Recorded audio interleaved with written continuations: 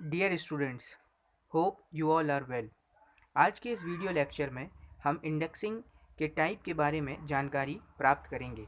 यह unit number 5 का database management subject के अंतर्गत आने वाला एक बहुत ही इम्पॉर्टेंट एंड इंटरेस्टिंग टॉपिक है। तो आइए इस शुरू करते हैं indexing type. Type of indexing यह मेनली 3 प्रकार की होती है। पहली प्राइमरी इंडेक्सिंग, दूसरा जो टाइप है इसको क्लस्टर्ड इंडेक्सिंग के नाम से जाना जाता है, और तीसरा जो है इसको सेकेंडरी इंडेक्सिंग के नाम से जाना जाता है। इंडेक्सिंग को दो तरीके में कैटेगराइज किया गया है।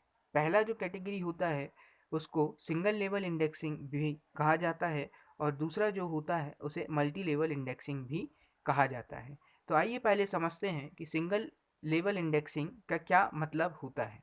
सिंगल लेवल इंडेक्सिंग में हम डेटाबेस टेबल के लिए डेटाबेस टेबल वह टेबल जो आपने एसक्यूएल टूल की मदद से क्रिएट किया हो। जैसे अगर हम एक एग्जांपल के बतौर देखें तो डेटाबेस टेबल एक स्टूडेंट का रिकॉर्ड हमने बनाया, और उस स्टूडेंट के रिकॉर्ड में हमने स्टूडेंट का रोल नंबर लिया, स्टूडेंट का नाम लिया, स्टूडेंट का एज इंटर करवाया, स्टूडेंट का जेंडर इंटर करवाया। तो यह एक डेटाबेस टेबल का एग्जांपल है। अब इस डेटाबेस टेबल को हमने ब्लॉक की मदद से फिजिकल स्टोरेज में स्टोर किया। अब अगर हम किसी रिकॉर्ड को सर्च करना चाहते हैं और उसको सर्च करने के लिए हमने एक इंडेक्स टेबल बनाया, तो उसे सिंगल लेवल इंडेक्सिंग कहा जाता है। और हमें पता है कि इंडेक्सिंग के दो एट्रीब्यूट होते हैं, यानी इंडेक्सिंग को डिफाइन करने के लिए हम दो एट्रीब्यूट की मदद लेते हैं। तो पहला एट्रीब्यूट जो कहलाता है उसको हम सर्च की के नाम से जानते हैं, और जो दूसरा एट्रीब्यूट होता है वह ब्लॉक पॉइंटर होता है। और इनका जो काम होता है सर्च की जो है वो हम डेटाबेस से लेते हैं, और ब्लॉक पॉइंटर जो रहता है वो डिफ़ॉल्ट रहता है। ब्लॉक पॉइंटर का काम होता है ब्लॉक एड्रेस तक पॉइंट करना। इसी तरीके से अगर हम एक से ज़्यादा इंडेक्स टेबल का यूज़ करते हैं किसी डेटाबेस वैल्यू को सर्च करने के लिए या इंडेक्स की सर्च की को सर्च करने के लिए, तो वह मल्टी लेवल इंडेक्सिंग कहलाता है। सो इंडेक्सिंग के type: primary indexing, cluster indexing and secondary indexing. Single level एक index table, multiple level indexing दो इंडेक्स टेबल। तो इंडेक्सिंग को दो कैटेगरी में डिवाइड किया गया है। इंडेक्सिंग के टाइप पढ़ने के पहले हमें यह जानकारी होना ज़रूरी है कि इंडेक्सिंग की कैटेगरी क्या है। इंडेक्सिंग की दो कैटेगरी हैं। पहली कैटेगरी जो आती है उसको हम डेंस इंडेक्सिंग के नाम से जानते हैं। डेंस का मतलब होता है ऑल, यानी सारे के सारे। सारे के सारे का क्या मतलब होता है, हम एक एग्जाम्पल के द्वारा समझते हैं कि डेंस इंडेक्सिंग क्या है। इस एग्जाम्पल में मैंने एक डेटाबेस टेबल बनाया। इस डेटाबेस टेबल को स्टूडेंट डेटाबेस नाम का एक टेबल बनाया, और इसमें मैंने दो एट्रीब्यूट लिए। पहला एट्रीब्यूट जो है वह एट्रीब्यूट इंडेक्स स्टूडेंट आईडी, और दूसरा एट्रीब्यूट जो है वो स्टूडेंट का सीजीपीए है।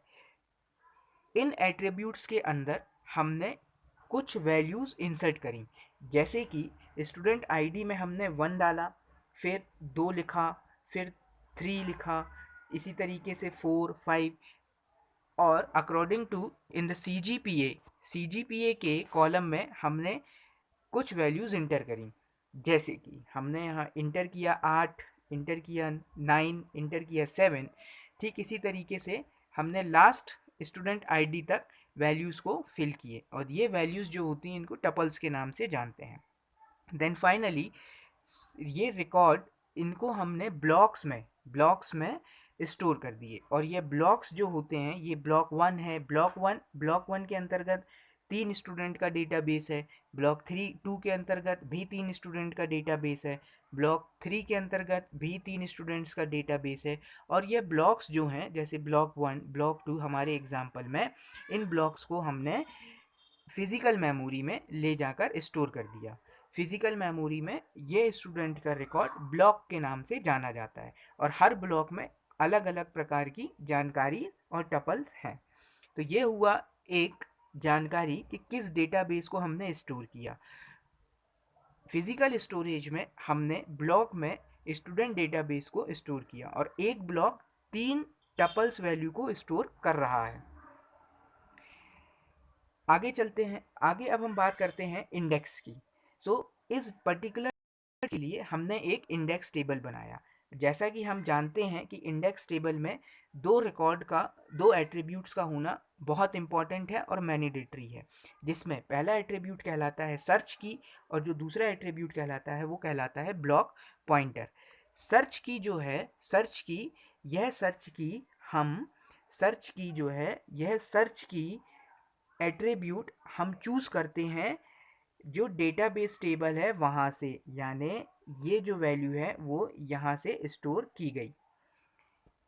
सर्च की वैल्यू डेटाबेस टेबल से स्टोर की जाती है और जो ब्लॉक पॉइंटर होते हैं वह ब्लॉक को बताते हैं कि कौन सा डेटाबेस किस ब्लॉक में स्टोर है। एक बार फिर से दोहराते हैं। सर्च की वैल्यू ये जो वैल्यू है ये डेटाबेस टेबल से लिया गया एक एट्रीब्यूट है। कहाँ से लिया है ये एट्रीब्यूट हमने डेटाबेस टेबल से लिया है। डेटाबेस टेबल क्या होती है? डेटाबेस टेबल जो हमने ब्लॉक में स्टोर करवाया। ब्लॉक कहाँ पर स्टोर रहते हैं? ब्लॉक जो हैं वो फिजिकल मेमोरी में स्टोर रहते हैं।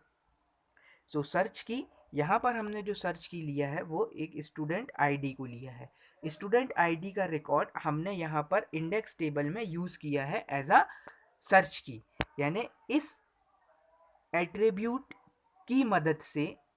सर्च की एट्रीब्यूट की मदद से हम ब्लॉक तक पहुँच जाएंगे। अब यहाँ पर बात हम जो कर रहे हैं वो बात कर रहे हैं डेंस इंडेक्स की। डेंस इंडेक्स का मतलब, जैसा कि मैंने यहाँ पर पहले ही लिख चुका हूँ कि डेंस का मतलब जो होता है वो होता है ऑल का मतलब क्या मीनिंग होता है? ऑल का मीनिंग ये होता है कि जो सारे के सारे हमने की एट्रीब्यूट्स जो लिए हैं, तो ये सारे के सारे सर्च की एट्रीब्यूट्स जो हैं वो यहाँ पर प्रेजेंट होंगे। अगर ये सारे के सारे सर्च की एट्रीब्यूट हमारे इंडेक्स टेबल में प्रेजेंट रहते हैं तो उसको हम डेंस इंडेक्स के नाम से जानते हैं। एक बार फिर से दोहराते हैं। जो सर्च की हमने यूज़ करी है इंडेक्स टेबल में, अगर वो सर्च की में सारे के सारे रिकॉर्ड जो कि मेन डेटाबेस टेबल में हैं अगर रहते हैं तो वो डेंस इंडेक्सिंग कहलाता है।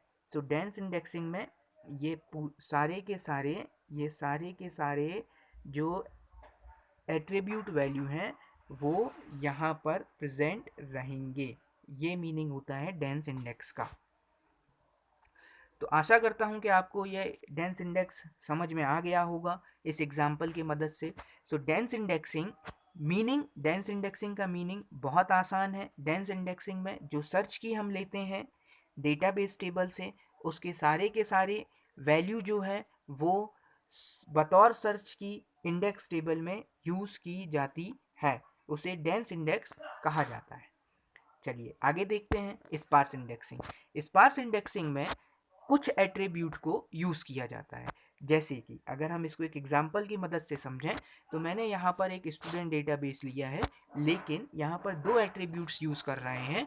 पहला एट्रीब्यूट जो है वो स्टूडेंट नेम है और जो दूसरा एट्रीब्यूट है वो है CGPA। अब स्टूडेंट नेम, एक क्लास में अमित नाम के बहुत सारे स्टूडेंट हो सकते हैं, अमित, भावना, ठीक इसी तरीके से, यानी ये रिपीटेड हैं तो इनकी इंडेक्सिंग कैसे की जाती है? क्या डेंस इंडेक्स की तरह ही सारी वैल्यू इसमें स्टोर होगी? नहीं, यहाँ पर कुछ वैल्यू स्टोर होगी। तो इसका जो की पॉइंट आपको याद रखना है वो ये कि repeated value store indexing table में नहीं होती। जैसे कि अगर आप देखें कि यहाँ पर जो C वैल्यू है ये 2 बार रिपीट हुई है, तो जब हम इसका इंडेक्स टेबल बनाएंगे तो C जो वैल्यू है वो सिर्फ एक बार आएगा। वन टाइम, रिपीटिशन अलाउड नहीं है। अब कौन सा सी पहले आएगा, कौन सा सी बाद में आएगा, तो ये चीज़ हमेशा याद रखना कि जो सबसे पहले आता है, जो सबसे पहले आता है वही सी, वही वैल्यू स्टोर हो जाती है ब्लॉक नंबर के साथ।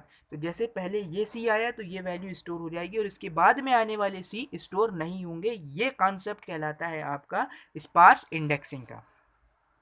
ठीक इसी तरीके से अगर हम आगे समझते हैं कि यहाँ पर स्टूडेंट नेम जो है, student name, this student name as a search की यहाँ पर इंडेक्स टेबल में यूज़ हुआ है और रिपीटेड वैल्यू को एक बार लिखा है और उसमें भी जो रिपीटेड वैल्यू है जो पहले आएगी उसी को लिख दिया जाता है। दूसरी रिपीटेड वैल्यू को या दूसरी बार आने वाली रिपीटेड वैल्यू को इंडेक्स टेबल में जगह नहीं दी जाती।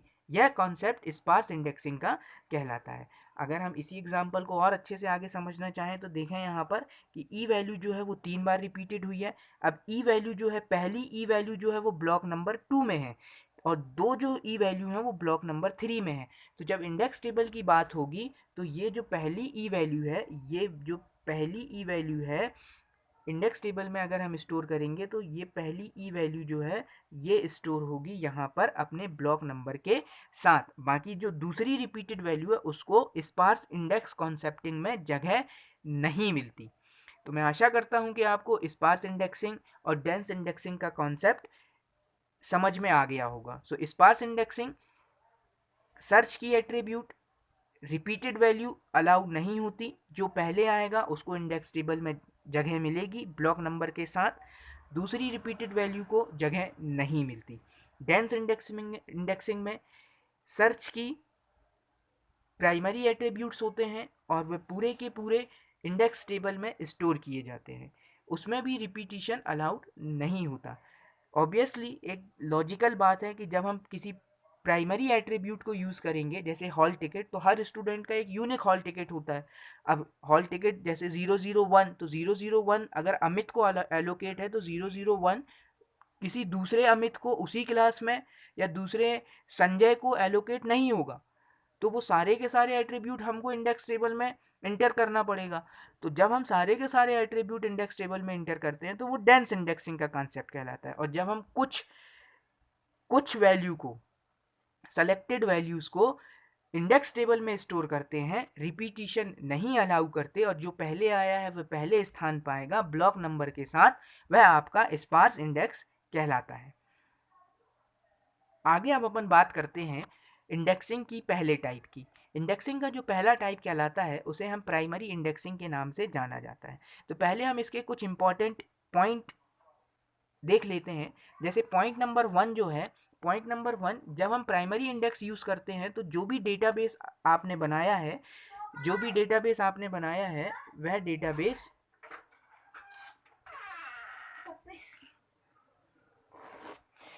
सो प्राइमरी इंडेक्स में सबसे इम्पॉर्टेंट पॉइंट जो है वह यह होता है कि जो भी डेटाबेस आपने फिजिकल स्टोरेज में ब्लॉक की मदद से स्टोर किया है वह शॉर्टेड होना चाहिए। शॉर्टेड का मीनिंग जो होता है वो ये होता है या तो जो भी डेटाबेस है वो असेंडिंग ऑर्डर में शॉर्टेड हो या डिसेंडिंग ऑर्डर में शॉर्टेड हो, बढ़ते क्रम में या घटते क्रम में। अगर हम स्टूडेंट डेटाबेस की बात करते हैं तो अगर हमने रोल नंबर एक एट्रीब्यूट लिया है तो वह एट्रीब्यूट जो है वो बढ़ते क्रम या घटते क्रम में स्टोर होना चाहिए उस डेटाबेस, उस फिजिकल मेमोरी में। यह सबसे पहला पॉइंट है प्राइमरी इंडेक्सिंग को समझने के लिए। अब चलते हैं हम प्राइमरी इंडेक्सिंग के इंडेक्स टेबल में। तो इंडेक्स टेबल में हमें दो एट्रीब्यूट्स जो रहते हैं, सारे के सारे टाइप ऑफ इंडेक्सिंग में ये दो एट्रीब्यूट यूज़ किए जाते हैं। पहला सर्च की वैल्यू और दूसरा ब्लॉक पॉइंटर। ये डिफ़ॉल्ट दो एट्रीब्यूट्स हैं। अगर आप किसी भी इंडेक्सिंग के टाइप की बात करें तो आपको ये दो वैल्यू तो लिखना ही लिखना है। लेकिन जैसे सर्च की वैल्यू है तो वो प्राइमरी में दूसरी सर्च की वैल्यू होगी, क्लस्टर्ड में दूसरी होगी, सेकेंडरी में कुछ और होगी, तो वो अपन बाद में समझते हैं। पहले अपन ये समझते हैं कि प्राइमरी इंडेक्सिंग में जो सर्च की वैल्यू होती है वह वैल्यू हमेशा और हमेशा प्राइमरी एट्रीब्यूट होना चाहिए जो डेटाबेस हमने अपने फिजिकल स्टोरेज में स्टोर किया है। पॉइंट नंबर 2, सर्च की जो इंडेक्स टेबल में हम यूज़ करेंगे डेटाबेस रिकॉर्ड को सर्च करने के लिए, वह सर्च की प्राइम एट्रीब्यूट होना चाहिए, यानी प्राइमरी एट्रीब्यूट होना चाहिए। इस तरीके से अपन प्राइमरी इंडेक्सिंग के ये दो इम्पॉर्टेंट पॉइंट हैं। अब अपन आगे देखते हैं प्राइमरी इंडेक्सिंग। प्राइमरी इंडेक्सिंग एक स्पार्स इंडेक्सिंग का बहुत बढ़िया एग्जाम्पल है। स्पार्स इंडेक्सिंग हम पहले ही देख चुके हैं कि स्पार्स इंडेक्सिंग में कुछ सेलेक्टेड रिकॉर्ड को इंडेक्स टेबल में जगह दी जाती, पूरे की पूरी की वैल्यू को वहाँ पर जगह नहीं दी जाती। तो प्राइमरी इंडेक्सिंग एक स्पार्स इंडेक्सिंग का बहुत बढ़िया एग्जाम्पल है। अब अपन आगे देखते हैं, एक एग्जाम्पल के तौर पर हम समझते हैं कि प्राइमरी इंडेक्सिंग क्या होती है। तो इस वीडियो में, इस स्लाइड में हमने यहाँ पर एक स्टूडेंट नाम का डेटाबेस टेबल बनाया, और इस स्टूडेंट नाम के डेटाबेस टेबल में हमने जो एट्रीब्यूट लिए हैं वह पहला एट्रीब्यूट स्टूडेंट आईडी, दूसरा attribute student name, student branch, student का जेंडर और स्टूडेंट का सीजीपीए, और ये हमारा स्टूडेंट डेटाबेस नाम का टेबल है। इस स्टूडेंट डेटाबेस नाम के टेबल को हमने ब्लॉक्स में कैटेगराइज कर लिया। तो पहले ब्लॉक में यहाँ तक का वैल्यू आएगा, दूसरे ब्लॉक में यहाँ तक का वैल्यू आएगा, और ठीक इसी तरीके से अगले ब्लॉक में कुछ और वैल्यूज़ और रिकॉर्ड आएंगे। अब ये जो ब्लॉक हैं, ब्लॉक 1, ब्लॉक 2, ब्लॉक 3, इन ब्लॉक्स को हमने एक फिजिकल स्टोरेज में स्टोर कर दिया। फिजिकल स्टोरेज हमको कहाँ मिलता है? फिजिकल स्टोरेज फिजिकल लेवल में मिलता है। आशा करता हूं कि आपको ये स्टूडेंट डेटाबेस टेबल समझ में आ गया होगा। यह स्टूडेंट डेटाबेस टेबल हमने MySQL की मदद से या किसी दूसरे टूल की मदद से आप बना सकते हैं। और इस पर्टिकुलर टेबल में हमने ये रिकॉर्ड्स हमने इंसर्ट कर दिए। क्या रिकॉर्ड इंसर्ट कर दिए? जैसे यहाँ पर हमने स्टूडेंट आईडी में 1 इंसर्ट किया, स्टूडेंट नेम A, स्टूडेंट का ब्रांच CSE, स्टूडेंट का जेंडर मेल, फिर स्टूडेंट का CGPA।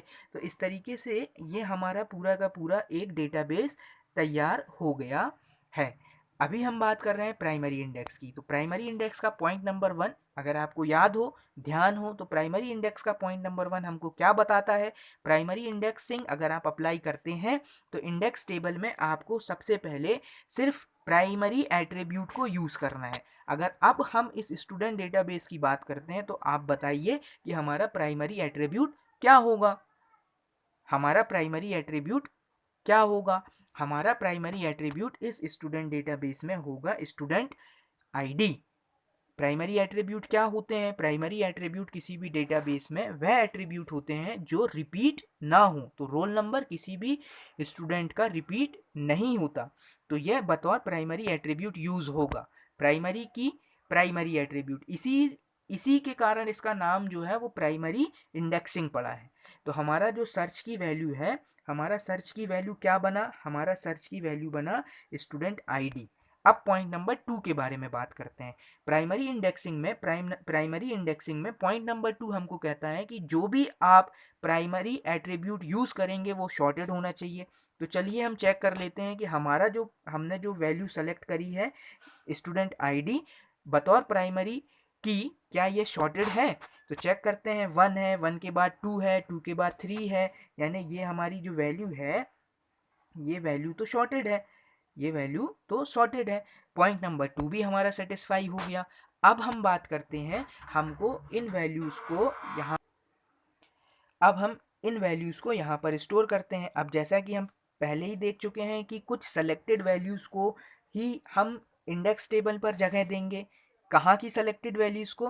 प्राइमरी एट्रीब्यूट्स की। प्राइमरी एट्रीब्यूट्स क्या है? यहाँ पर प्राइमरी एट्रीब्यूट्स हमारा स्टूडेंट आईडी है। अब यहाँ पर सेलेक्टेड वैल्यू, तो सेलेक्टेड वैल्यूज़ जो हैं हम चेक कर लेते हैं। तो सेलेक्टेड वैल्यू, जैसे हमने यहाँ पर पहले जो वैल्यू दी इंडेक्सिंग टेबल में, पहले दिए 1, तो 1 स्टोर हो गया, 1 और 2, 3 को हमने स्किप इट कर दिया। ठीक, दूसरा हमने जो वैल्यू लिया है ब्लॉक नंबर 2 का पहला वैल्यू हमने स्टोर कर दिया इंडेक्स टेबल में, तो 4 आ गया। ठीक इसी तरीके से ब्लॉक नंबर 3 का पहला वैल्यू स्टोर कर दिया तो 7 आ गया। तो ये प्राइमरी इंडेक्सिंग का कॉन्सेप्ट है। तो प्राइमरी इंडेक्सिंग में डेटाबेस टेबल का प्राइम एट्रीब्यूट होना चाहिए, डेटाबेस टेबल शॉर्टेड होना चाहिए अकॉर्डिंग टू प्राइम एट्रीब्यूट, और कुछ वैल्यूज़ को हम यहाँ पर स्टोर करते हैं। अब वैल्यू कौन सी स्टोर करना है, तो जो पहले वैल्यू आएगी उसको आप स्टोर कर दीजिए। जैसे अगर हम यहाँ पर बात करते हैं ब्लॉक नंबर 1 की, तो ब्लॉक नंबर 1 में पहला वैल्यू आया 1, इसीलिए 1 को यहाँ पर स्टोर कर दीजिए। ठीक इसी तरीके से अगर हम बात करते हैं ब्लॉक नंबर 2 का बात करते हैं, और ब्लॉक नंबर 2 में जो पहला वैल्यू आया वो आया 4, तो इस 4 को ले जाकर आप स्टोर कर दीजिए। ठीक इसी तरीके से ब्लॉक नंबर 3 में, तो ब्लॉक नंबर 3 में जो वैल्यू आएगा उसको आप स्टोर कर दीजिए। अब हम एक बात करते हैं कि अगर हमको सर्च करना है, हमें क्या सर्च करना है, हमें रिकॉर्ड नंबर 3 सर्च करना है। तो रिकॉर्ड नंबर 3 सर्च करने में हमें इंडेक्सिंग कैसे मदद करेगा, तो रिकॉर्ड नंबर 3 सबसे पहले हम स्टूडेंट आईडी को चेक किया, स्टूडेंट आईडी हमारे पास 1 है, क्या ये रिकॉर्ड नंबर 3 है? नहीं, ये रिकॉर्ड नंबर 3 नहीं है। रिकॉर्ड नंबर 3 कहाँ पर मिलेगा, अब हमें चेक करना है, तो हम अगले ब्लॉक पर आए। अगले ब्लॉक पर हमको जो वैल्यू मिला, वह वैल्यू मिला हमको 4। क्या सर्च करने वाले एट्रीब्यूट के बराबर है? सर्च करने वाला एट्रीब्यूट तो हमारा 3 है। हमको क्या वैल्यू सर्च करना है, एट्रीब्यूट नहीं वैल्यू। हमको 3 वैल्यू सर्च करना है, हमको ये 3 वैल्यू सर्च करना है। क्या यह ब्लॉक नंबर 2 की वैल्यू से मैच करता है? नहीं, यह तो ब्लॉक नंबर 2 की वैल्यू से मैच नहीं करता।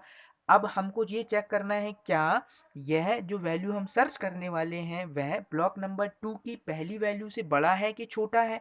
तो यह 3 जो है वह ब्लॉक नंबर 4 की वैल्यू से छोटा है, वह ब्लॉक नंबर 4 की वैल्यू से छोटा है। अगर वह ब्लॉक नंबर 2 की वैल्यू से छोटा है, अब यह छोटा है तो कहाँ मिलेगा? उसके ऊपर वाले ब्लॉक में मिलेगा। ऊपर वाले ब्लॉक में मिलेगा यानी पहले ब्लॉक में मिलेगा, तो हम ब्लॉक नंबर 2 से हम ब्लॉक नंबर 1 में आ जाएंगे। अब ब्लॉक नंबर 1 में ही जो हमको वैल्यू सर्च करना है, जैसे हमें सर्च करना है 3, तो वह वैल्यू हमको ब्लॉक नंबर 1 में ही मिलेगी। तो देख लेते हैं क्या यह 3 वैल्यू ब्लॉक नंबर 1 में है। जी हाँ, यह 3 वैल्यू जो है वह ब्लॉक नंबर 1 में ही है। ये वैल्यू नंबर जो 3 है यह ब्लॉक नंबर 1 में है। तो इस तरीके से किसी डेटाबेस की किसी पर्टिकुलर वैल्यू को प्राइमरी इंडेक्सिंग की मदद से सर्च किया जाता है। एक बार हम पूरे वीडियो को कंक्लूड कर लेते हैं। पहले हमने देखा इंडेक्सिंग के टाइप 3 होते हैं। पहला प्राइमरी इंडेक्स, दूसरा क्लस्टर इंडेक्स और तीसरा सेकेंडरी इंडेक्स। हमने पहले देखा कैटेगरी डेंस इंडेक्सिंग का मतलब होता है सारे के सारे एट्रीब्यूट को इंडेक्स टेबल में जगह मिलना। स्पार्स इंडेक्सिंग के बारे में हमने देखा, स्पार्स इंडेक्सिंग का जो मतलब होता है कुछ एट्रीब्यूट्स को इंडेक्स टेबल में जगह मिलना। अब प्राइमरी इंडेक्सिंग की बात करें तो प्राइमरी इंडेक्सिंग में जो डेटाबेस टेबल होता है वह प्राइमरी एट्रीब्यूट के अनुसार सॉर्टेड होना चाहिए, घटते क्रम में या बढ़ते क्रम में। और जब हम प्राइमरी इंडेक्सिंग का इंडेक्स टेबल बनाते हैं तो वहाँ पर जो सर्च की होता है वह प्राइमरी एट्रीब्यूट ही होना चाहिए, जिसके अनुसार आपका डेटाबेस टेबल सॉर्टेड है। फिर हम उसको ब्लॉक पॉइंटर दे देते हैं और ब्लॉक पॉइंटर देने के बाद इंडेक्स टेबल अपना रेडी करते हैं। तो स्टूडेंट, मैं आशा करता हूँ कि आपको प्राइमरी इंडेक्सिंग, डेंस इंडेक्सिंग और स्पार्स इंडेक्सिंग एग्जाम्पल के द्वारा समझ में आया होगा। अगली वीडियो में फिर मिलते हैं दूसरे टाइप ऑफ इंडेक्सिंग से, क्लस्टर इंडेक्सिंग और secondary indexing. Thank you so much.